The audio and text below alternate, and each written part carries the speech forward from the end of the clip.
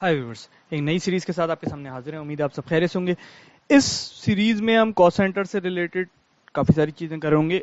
इस particular video की बात करें तो हम इसमें कॉस्ट सेंटर की इंट्रोडक्शन के हवाले से बात करेंगे कि कॉस्ट सेंटर क्या होता है, कॉस्ट सेंटर क्यों यूज़ करते हैं, कॉस्ट सेंटर यूज़ करने के क्या क्या बेनिफिट्स हो सकते हैं।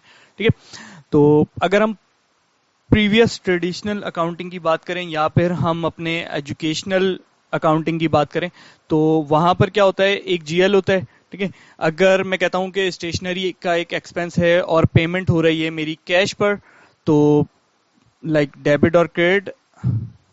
ठीक है, तो 100 रुपए का स्टेशनरी एक्सपेंस डेबिट हुआ और 100 रुपए मैंने कैश से पे कर दिए या वट एवर बैंक से पे कर दिए। ठीक है, तो हमारी नॉर्मल ये एंट्री बन रही होती है।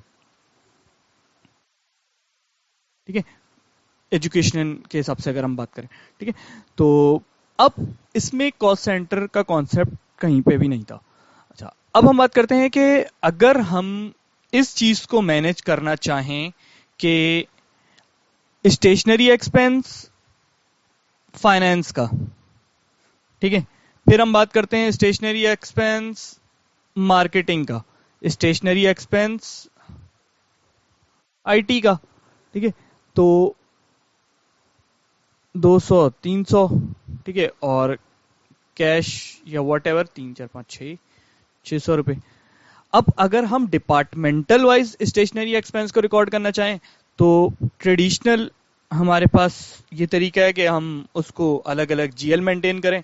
बहुत से सॉफ्टवेयर्स में जिसमें कॉस्ट सेंटर्स का कोई मतलब प्रोविजन नहीं है, तो उसमें हम इस तरीके से रिकॉर्डिंग कर रहे होते हैं। ठीक है, कि stationery expense finance, stationery expense marketing. ठीक है, और फिर इसकी बेसिस पे हम देख रहे होते हैं कि फाइनेंस ने कितना खर्चा किया स्टेशनरी एक्सपेंस पे। ठीक है, एसएपी के अंदर क्योंकि कॉस्ट सेंटर का कॉन्सेप्ट है, ठीक है, तो उस चीज को एसएपी इस तरीके से डील करता है कि हम एक कॉस्ट सेंटर बना लेते हैं फाइनेंस का, हम एक कॉस्ट सेंटर बना लेते हैं आईटी का, हम एक कॉस्ट सेंटर बना लेते हैं मार्केटिंग का। ठीक है, तो क्योंकि कॉस्ट सेंटर जो है वो एक कॉस्ट ऑब्जेक्ट है। ठीक है, कॉस्ट ऑब्जेक्ट है, इसके अंदर हम कोई भी किसी भी किस्म की कॉस्ट, चाहे वो प्लान हो चाहे वो एक्चुअल हो, हम उसको पुल करा सकते हैं और उसकी बेसिस पे हम किसी रिपोर्ट में उसकी रिफ्लेक्शन देख सकते हैं। ठीक है, तो हम क्या हमें क्या बेनिफिट होगा कि अगर हम स्टेशनरी एक्सपेंस और फाइनेंस के कॉस्ट सेंटर को सिलेक्ट करके 100 रुपए की एंट्री मार देंगे। ठीक है, और सेम इसी तरह हम मिसलिनियस एक्सपेंस फाइनेंस को सिलेक्ट करके सेम यही एंट्री इस तरह मार देंगे। ठीक है, अब अगर हम कोई रिपोर्ट में इसका व्यू देखना चाहते हैं कि यार फाइनेंस के कॉस्ट सेंटर में हमारे कितनी कॉस्ट अकर हो चुकी है। ठीक है, तो एसएपी के अंदर इस किस्म की रिपोर्ट्स मौजूद हैं। जब हम रिपोर्ट ऐसे आगे चल रहे होंगे एसएपी की चीज़ों को देखते हुए, तो हम उसमें देखेंगे कि हमारे पास ऐसी रिपोर्ट्स मौजूद हैं कि हम जब देखेंगे कि फाइनेंस में कितना खर्चा हुआ है तो वो दिखाएगा कि फाइनेंस का खर्चा 200 रुपए है, उसका ब्रेकअप क्या है, स्टेशनरी एक्सपेंस है, मिसलिनियस एक्सपेंस है। ठीक है, सेम इसी तरह मार्केटिंग और आईटी।